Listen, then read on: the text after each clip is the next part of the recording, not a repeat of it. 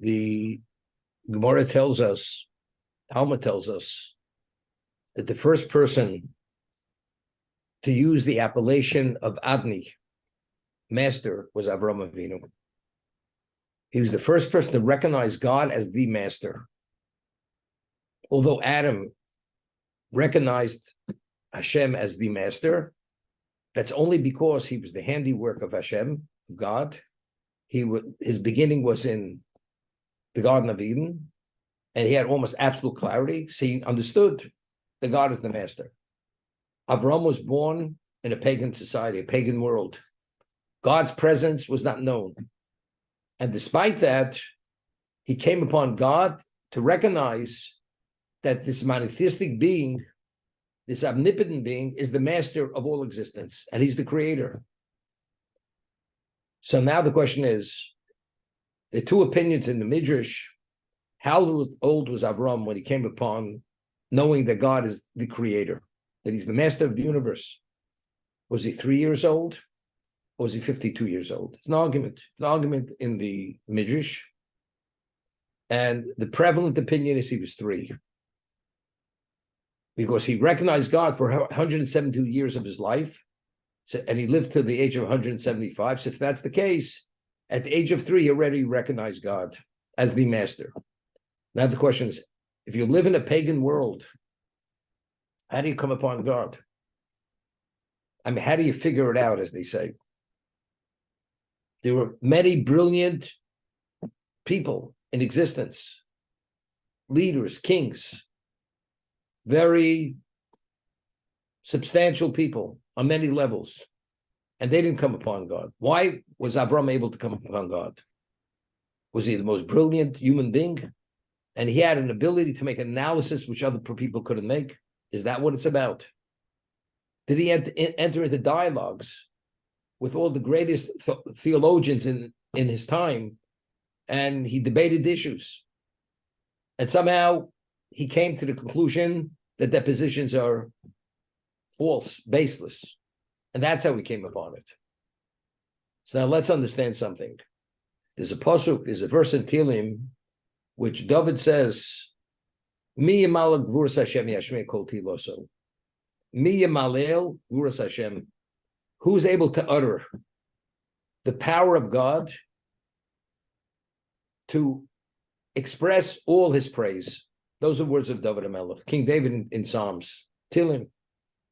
Mi yamalel gvuras Hashem. Who's able to articulate God's power and to express all his praise? So the Maral of Prague explains the words of David. Very often we see something, and we see it best superficially.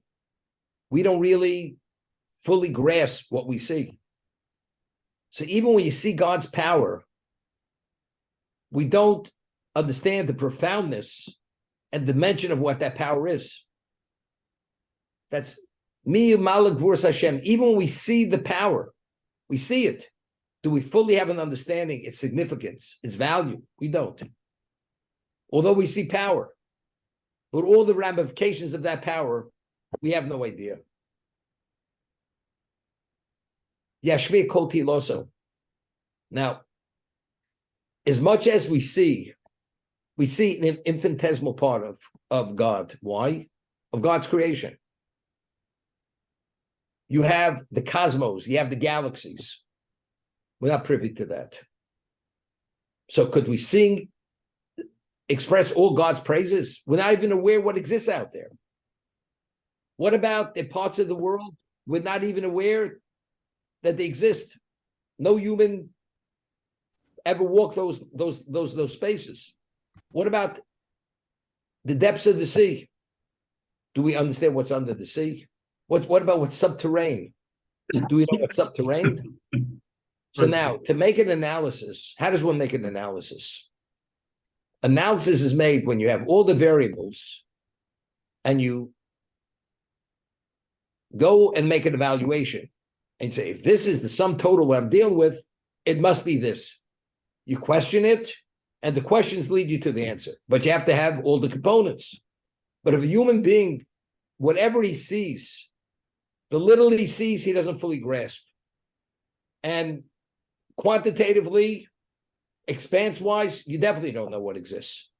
So if that's the case, you can't say, well, Avram, he was able to come upon God because he made an appropriate analysis. How could you make analysis if he doesn't have the majority of the variables are not available to him? So how is he able to make an analysis? So the question, back to the question. So how did Avram come upon God? How did he come upon him? Now, Avram, as I said, he had many questions. He sees a world which it's something one of a kind. It's a combination for the human being, the human person, the mind, the endowment that a human being has. All this, how did it come about? He's beyond impressed. He's overwhelmed with expression of thanks, gratitude. And because he has such a deep, profound level of gratitude, he wants to pay that debt of gratitude to his benefactor. Who's the benefactor? Who is he? Because if he's going to dedicate his life to that benefactor, he doesn't want to dedicate it to a being or a power that's not the provider. So until he knows, without a question, who his benefactor is, he knows he has this overwhelming debt of gratitude because of his level of appreciation of what he has and what the world at large is available to him. So who does he express those thanks to? Who does he offer his homage to? Whose praises does he sing? Who does he dedicate all his God-given gifts, endowments? Who does he dedicate that to? Doesn't know. So he entered into dialogues. Nimrod, the one who threw him into the kiln, and other kings, the greatest minds of the generation. And they answered them. They answered his questions. And I always say this. Very often there's an expression, you ask a question, the person gives you an answer. And people say, that's an answer I could live with. That's the response. Meaning that the question until now has been gnawing at me. It'll take the edge off the question. You could live with it. But do you have the answer? You don't have the answer. Avram didn't want to live with the question. Avram wanted the answer. He didn't want an answer that he could live with the question. He wanted the answer. Why? Because Avram at this point wants to dedicate his life, every aspect of his life, to whoever this benefactor is. Until he knows who it is, he's not giving his life. Until he knows. And the Midrash depicts it with an allegory. Avram sees a citadel. The citadel, let's say, has 1,000 rooms. Every room is illuminated, which means it's occupied, furnished. Every amenity is there. It's functioning. And he calls out and he says, Mi balabira. Who's the master of the citadel? That's his question. Who's the master of the citadel? No answer. And he calls out again and again. And when he's calling out this, he's making this call to all humanity, to all the leaders. Doesn't have an answer. And he keeps hammering away at this. Who's the master of the citadel? And you know what happens? God himself says, Ani balabira. I am the master of the citadel. Because Avram was not willing to compromise his standard of truth. And that's why his quest for truth was literally uncompromising. So the source of all truth, God himself says, I am the master of the citadel. I am the master of this world. I am the creator. So the only way Avram knew, not that he, through analysis, he figured out God is the master, but it's only because he wasn't willing to compromise truth. He didn't want, as I said, to be able to live with the question. He wanted the answer. Anything less than truth, he's not willing to accept or to embrace. So the source of all truth, God himself said, I am the master. The Gemara tells us in one location, God's signet. The signet of God is truth. That's the signet of God. So because he wasn't willing to compromise that standard, as a result of that, God himself says, I am the master of the citadel. The source of all truth revealed himself to Avram. That's how we came to this. Don't you want avocado? One second. Take a softer one, I guess, first.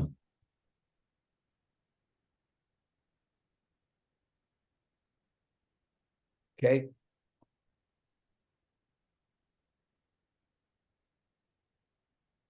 There's a discussion we read in Pirkei Avos.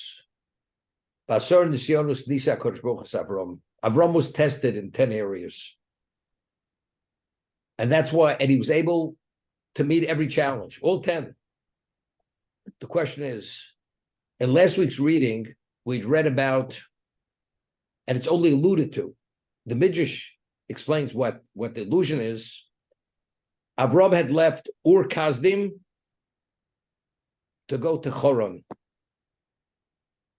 He left the kiln of Kasdim. What is the kiln of Kasdim? So Rashi cites the Midrash that Avram's father was an idol manufacturer or idol seller. And he went and he smashed all the idols of his father. And his father, being a devout idolater, went and informed on his son, his own son, to the king Nimrod, what his son had done. So Nimrod says to Avram, I will give you a choice. If you bow to the idol, I will forgive you. If not, you're going into the kiln. You will forfeit your life. I give you a choice. Avram says, I will not bow. I will go into the kiln. And he went into the kiln. Miraculously, he came out unscathed.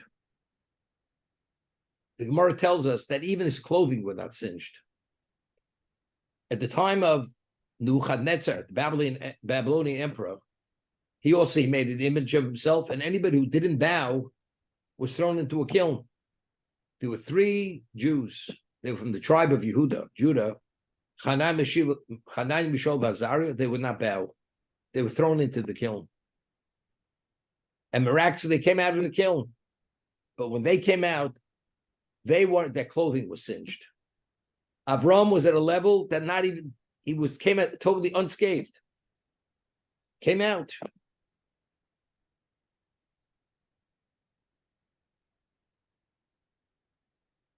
Now, if you come out of a kiln and God already communicated to you, I am the master of this universe.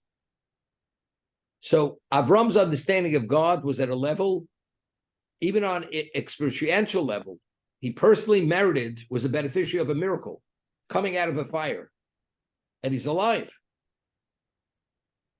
And now this God says to you, leave your homeland, leave your birthplace, leave your father's home, and go to the land that I will show you. And he says, and it's your best interest to go there. Everybody agrees. The beginning of this week's reading, Lech Lecha, go for yourself to the land, leave your homeland, your family, your countrymen, is one of the 10 tests.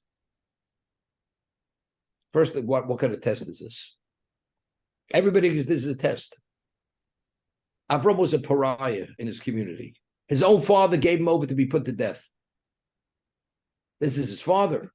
What about his countrymen? What about his family? There was no love lost between him and his family. And yet, when God says, leave, and you will have fame and children and wealth, it's a tough one. It's a test. If a person is living in an inferno and he's able to escape with his life and go to paradise, is this a test? Especially who's the one who tell him to leave? Normally you say, maybe going from the frying pan into the fire. But here, the one who took him out of the kiln, that being who he understands is the master, the creator, is telling him to leave. And he's guaranteeing him ABC.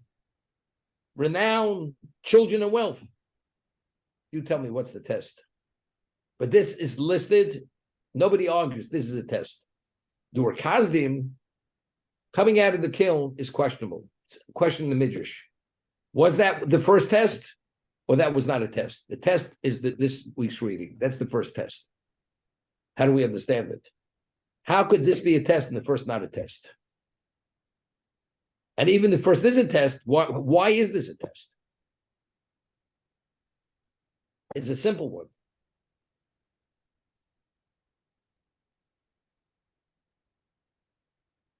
But as I said, it's listed as this is it, everybody agrees. This is a test. Lech lecho. Now,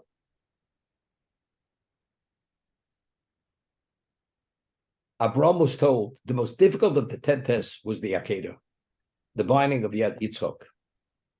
Yitzchak at the age of 37. Avram first had Yitzchak, he was 100 years old. And the God says the child that you're going to have before he was born is the future of the world. He'll be like the stars of the heaven. And all creation, its value is his progeny. And then at the age of 37, Hashem says to Avram, this child that was born to you in your old age, who you love, bring him up as a burnt offering. So it seems to be. God forbid, is reneging on his promise. Here God says you can have the child, this is the future. Now he's telling me, tend his life. Take him to the location where I will tell you, you'll bind him and you'll slaughter him. Bring him up as a burnt offering. That's a test. That's a difficult one. Humanly, it's impossible to reconcile the two statements. How is it reconciled?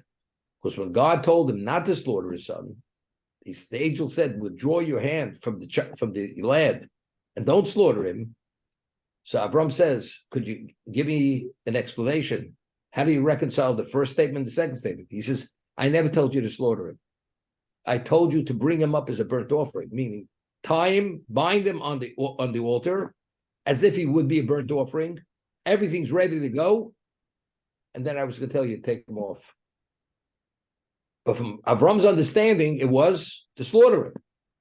So based on his understanding, it was not reconcilable, the two statements. But after God elucidated what he meant, now it's okay. But let me ask you a question. If we would be in that position, as Avram was in the position, what would we say? Hashem, but you told me this is the future. So how could you tell me now? And I know God doesn't renege. God is, if we said the signet of God is truth. So if the signet of God is truth, how can he go back on his word and tell me to end his life? It's a question which is not, there's no way you have an answer. Only God can answer that question. So what do you think every human being, even the most special, what would he say to God? God, could you give me some clarification on this? I know you don't renege. Could you give me clarification?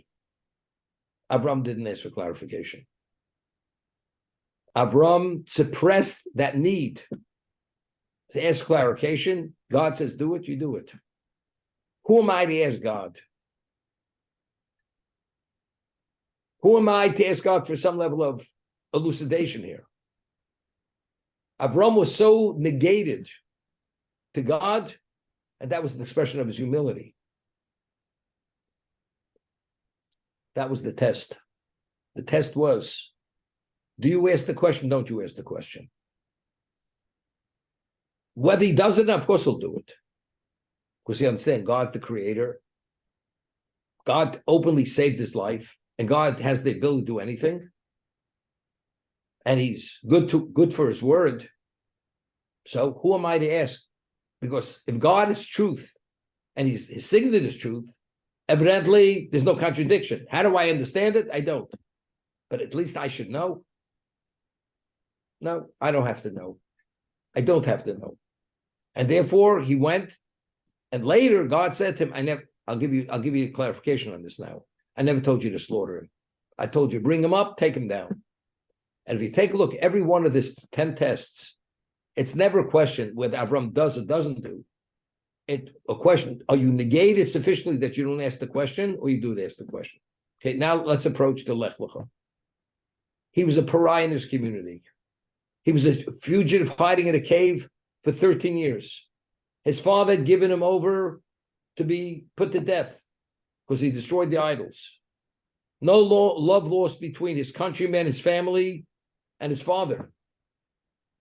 And yet it's a test when Hashem says, you leave this forsaken place, you'll have renown, you'll have wealth, and you have children. For Avram, that was a tough one. How do I do it? What was the driving force in Avram, in his persona, in his whole psyche? He had a level of appreciation which is unequaled by any human being. I'm a beneficiary of this life.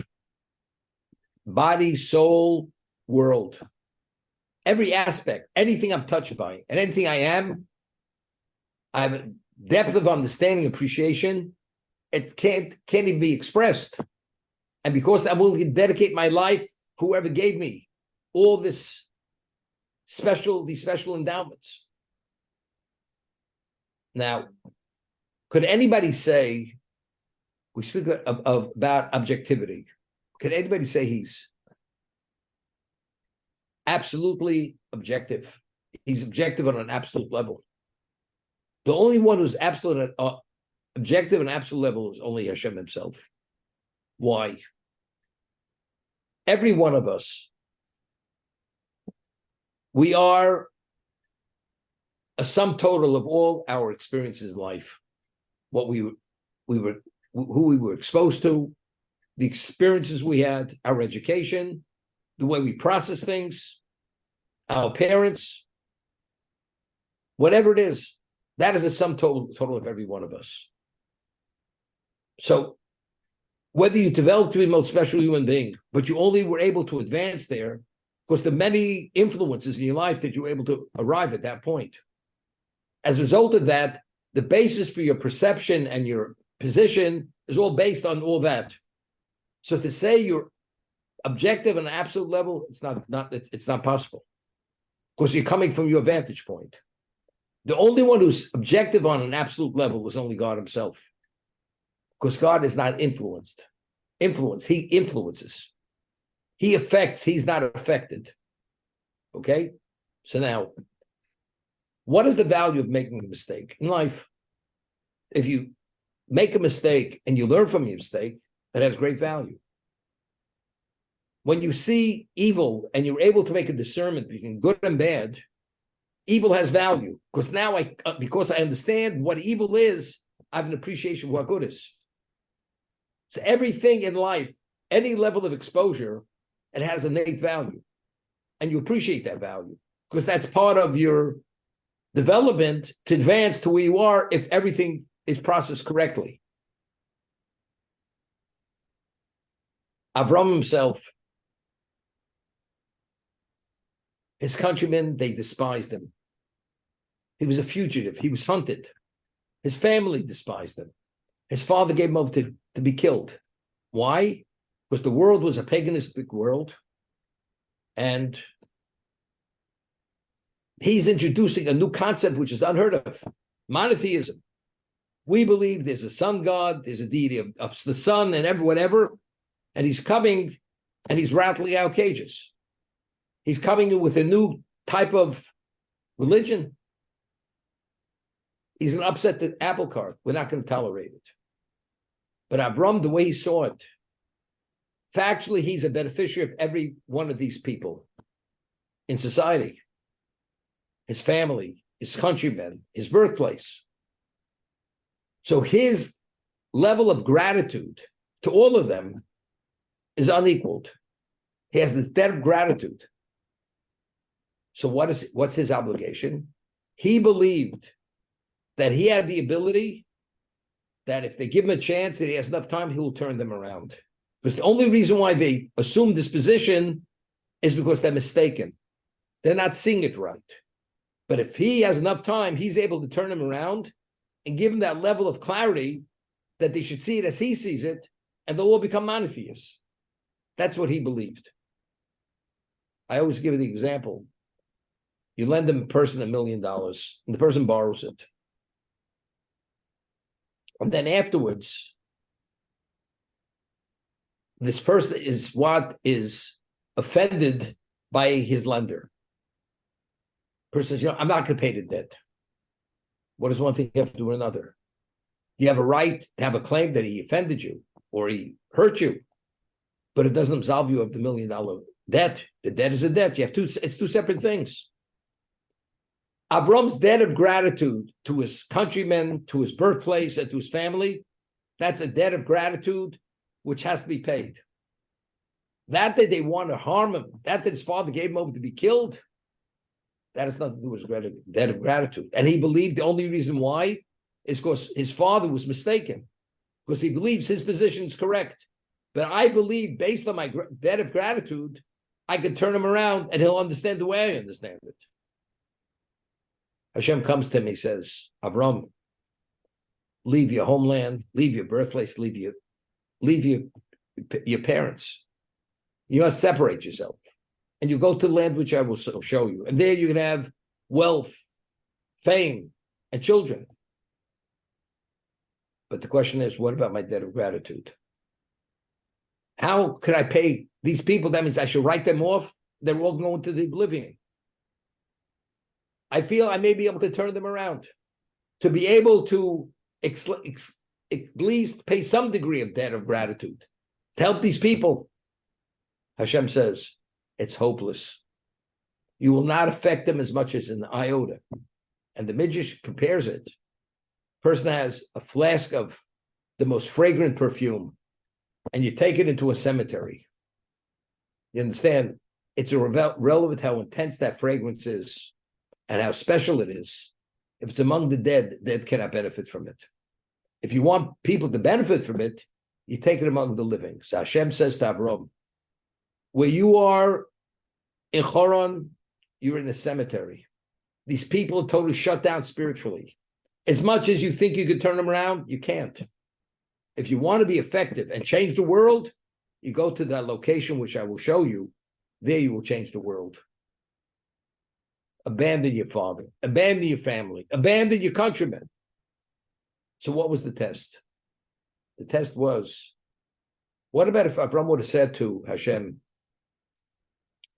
give me one more try. If he would have said that, he failed. Because if God says it's hopeless, it's over, it's over. And the Midrash says immediately, the moment he told him to go, he didn't have to arrange his personal affairs. He picked himself up immediately and left. Because if God says leave, leave. Because what was Avram's value? Oh, he's living for God. So if you're living for God, you want to pay that debt of gratitude immediately. You're not going to take off any time to arrange your personal affairs before you pull out, before you move to that land, wherever that location is. That he was consumed with this need to pay that debt of gratitude to, and that's why he dedicated his life to God, for that reason. Because that was all a payment of the endowment which God had given him. Himself and the world to be utilized to serve that God. He was truly the master, God. Avram was the true subject. Avram was Avdi. Avram is the servant, is the chattel of God. I live for my master. He's the subject.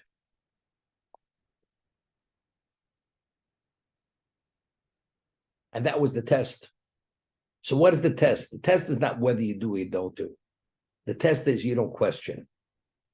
Let me try. Give me one more try. Do you want me to abandon my father, my countrymen, the members of my close community? Maybe I could make a difference. If God says it's not going to help. You don't question God. And if you go through every one of the 10 tests, the test was not do you do, don't you do. Do you accept it and you negate yourself and you subordinate yourself totally to the will of God, not even to question. That is the key element of every one of the 10 tests. Going into the Ur Kasdim, he bowed. If he bows, he doesn't go into the kiln. If he doesn't bow, he goes in. Why is that a test?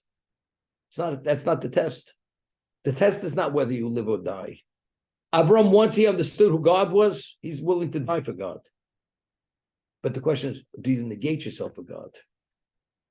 To what degree do you subordinate yourself? Do you restrain yourself? That you understand versus God, you're totally negated. You don't exist in his presence. You're here only for one thing, to follow his order. Read an article. It was written by someone named Rabbi Luchter in Israel. Very profound article. This person is a student of Rav Shlomo Wolbe, Zeichet Tzaddik Livrocha, who was a student of the Mir in Europe. And he writes something very interesting. He says, when there's a war and the soldiers go to the front to fight the war, does it enter his mind, why is this the strategy? The generals, they're the strategists. They set the strategy. What does the foot soldier do? He has his very specific responsibility, and that's what he focuses on. He doesn't ask, why is this a strategy? Why is something not the strategy? He understands the generals, those who are higher rank and have experience in warfare, they understand the strategy better than he does. So it doesn't even enter his question to ask, why is this and why is that not? He follows the marching orders. So he says the tragedy that happened in Israel, in the south, there hasn't been a tragedy like this since the Holocaust. All these 1,300 people murdered, mutilated, decimated, at a level of cruelty which you cringe from. Why? God is the strategist. God is the general. We don't get distracted with the why. We have to follow orders. What's the order of a Jew? What is the marching order of a Jew? You have to pray. You have to do mitzvahs. You have to upgrade your mitzvahs. That's we. We are God's army. Hakol kol Yaakov. The voice is the voice of Jacob. Haydam Yidei Esav. If the voice is a proper voice, you pray properly. You do the mitzvahs properly. Esau is incapacitated. Yishmael is incapacitated. Yimach Shemam. Every one of them. But we're the foot soldiers. Because if the soldier gets distracted, it may cost him his life. So the soldier knows he has to be fully focused on what his responsibility is, not to get distracted. Avraham Avinu didn't get distracted. But it had to do with his humility. The Chazal tells us, the Midrash tells us, the three most humble people who ever walked the face of the earth. The most humble person was Moshe Rabbeinu. What did he say? What are we? We're nothing. Avraham says, what am I? Dust and ash. Dust and ash. And David says, Anochi tolev loish. I'm a worm, I'm not a person. So nothing is more than dust and ash. And dust and ash, it has no life. It's more than the worm. So a person has that level of humility. Avram knew who he was. We're not talking about he's a meek person who had some kind of issue that he didn't appreciate who he was. He knew who he was. But it's only because he appreciated who God was and he understood what his task in life was, that he has a purpose. You don't get distracted with all these side issues. With the minutiae of life, you don't get distracted with that. You keep that focus and you just keep going further. Last week's reading, we read the difference between Noach and Avram. It says, God had to hold his hand to help him. He needed support. Avram didn't need any support. He was self-driven. He was self-motivated. It was Avram Avinu. Noach, very often, what is a true leader? True leadership. And a person who's truly something special. That person never plateaus. Noach plateaued. Once he was the head of the pack, so to say, Noach is Tzaddik b'dorosav. Compared to his generations, he outpaced his generations. But Chazal tell us, if he would have lived in the generation of Avram, he would have been considered ordinary. he would have been overshadowed by Avram. Why? Because Noach, he was the greatest tzaddik of all his generations. Of course, relatively speaking, he outpaced them. What happens when you're far ahead of the pack? What happens? You plateau. Avram never plateaued. Avram, as long as he understood he can contribute more for God's glory, he just kept going. He kept soaring. Never plateaued. So Avram Avinu, part of the negation is, if my purpose is only to bring greater glory, I don't get distracted with anything but his glory. My purpose, what is my value? My value is not unto myself. What do you eat? What do you sleep? What do you relax? Only to do better of that, to do more of that.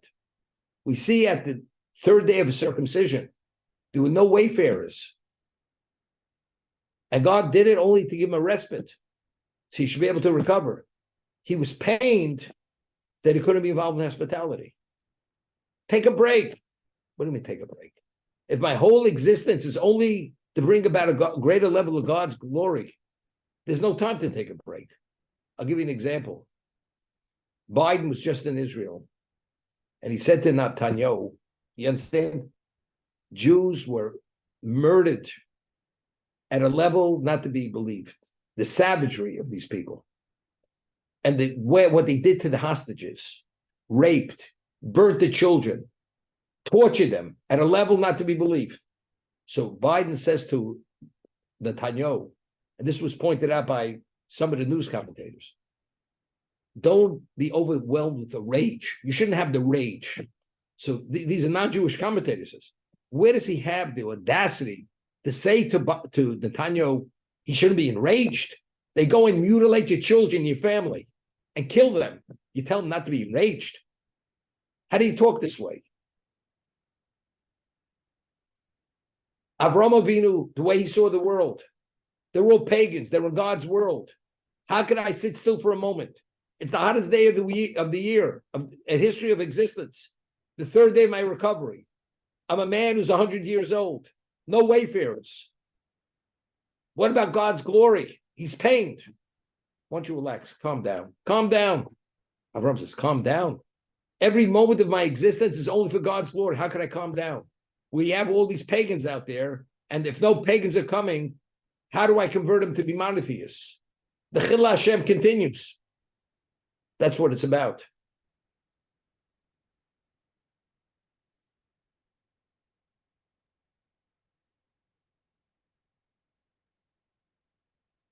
You know, a person who's a well-weathered businessman and he lives to succeed, he's always looking for another deal.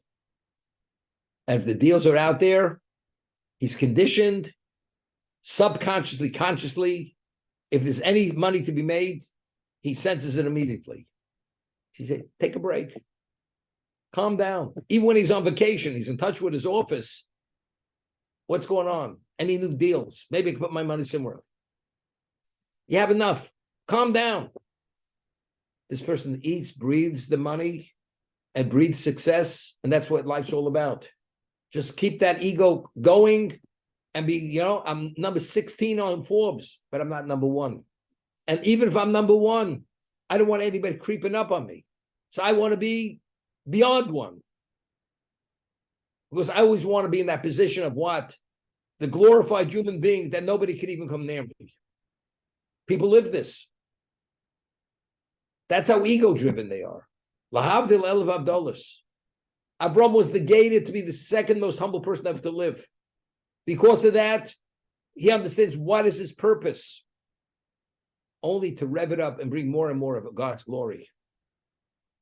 Even at the age of 100, third day of recovery, the most difficult. No wayfarers. He's pained that he can't do hospitality to bring people, humanity back to monotheism. He's pained for God. Chillah Hashem. God forbid a Jew sees a Sefer Torah being burnt. You have an obligation to rent your clothing, to tear kriya. Like a person, God forbid, loses a parent or a loved one, you have to rent your garment. A person has to tear his garment if you see a Sefer Torah being burnt. Why? What's the reason? Because if, God forbid, you see a Sefer Torah being burnt, it's a level of God's name being desecrated. The holiest object is a Sefer Torah. So when it's being burnt, it's a level of desecration of God's name. You should experience, it's uncontainable pain. That's what it is. So when a person is pained and consumed with the pain, what do? You're supposed to rent your garment. That's the expression of that pain. Like if, God forbid, a loved one dies, what do? It's uncontainable. You rent your garments. Same thing. So if a Jew hears something happened which besmirches the Jewish people, and people say this is what the Jews are about, and we're God's people, it's Chil Hashem. And as a result of that, a Jew, he always has to be cognizant he has to behave properly. Because he doesn't behave properly, and it reflects badly on the Jewish people or on God. You're supposed to be the Jewish people. How do you behave this way? How do you act? How do you say that? That itself, if you miss that step, that means you're not where you should be. That level of cognizance should be continuous. That blind spot should have never existed. That's how acute it should have been.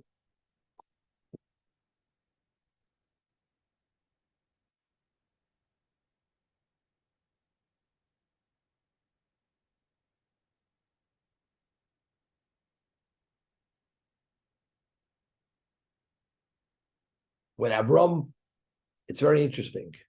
We read about Avram's nephew Lot, how he was dedicated to him, even after he misbehaved, and he was a thief. His shepherds were shepherding their flocks and other people's grazing lands. He was dedicated to him. And when he was taken captive, he went to war against the four mightiest kings. And he put everything on the line to save Lot. Why was Lot so special? The man went to live in a community which was a community that openly they defied God. They were evil. They personified evil. You're putting yourself out for such a nephew. You speak about Al Capone. This is Al Capone over 25,000 times. He's evil. And even after he saves him, where does it go back? Goes back again to Stone. And Stone is destroyed. And he's only saved in the merit of Avram. For this kind of person, you put yourself out. Now, who was Lot's father? Lot's father was Haran. Haran, after Avram was thrown into the kiln, he came out. Nimrod, the king, says to his brother Haran, what is your choice? Are you going to bow to the idol or are you going to the kiln? So Haran, before Avram went to the kiln, he said to himself, I'm going to stand by the sidelines. If Avram comes out alive, I'm going in. If he doesn't come out alive, I'll bow to the idol. What happens? Avram comes out alive. Haran says, so Nimrod says to Haran, Mr. Haran, so what are you doing? Are you going to bow? Are you going into the kiln? He says, I'm going to the kiln. He goes into the kiln, doesn't come out alive. He perishes in the kiln. Now, the first human being in the history of the world who gave his life not to be a pagan, not to bow, was who? Was Haran. That's who he was. So what debt of gratitude does Avram owe his brother Haran for giving his life and magnifying God's glory by giving his life? Haran's the first human being ever to do such a thing. He owes it to Haran. Whatever his son needs, regardless of who he is, I'm there for his son. Through thick and thin, I'm there. And when he went there, and he performed miracles as a result of this. What was that? That was Kiddush Hashem. The basis for the dedication was his father. He gave his life, the first human ever to die, to sanctify God's name. Even though he believed he was coming out, it doesn't make a difference. But factually, he perished because he would not bow to the idol. That was the reality. Now, when he goes to save him and he vanquishes the four mightiest kings, what was Avram declared as by the world on a global level? Nasi Elokim. He was the Prince of God.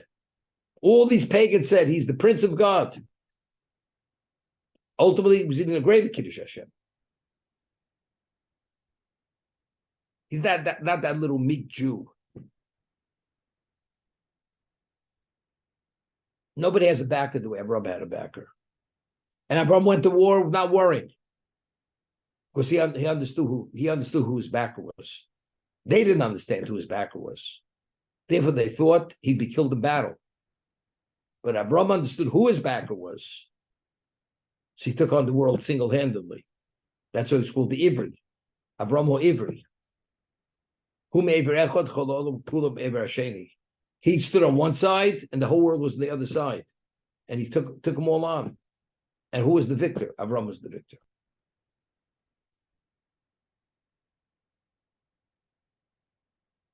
We're going to stop here. Any comment?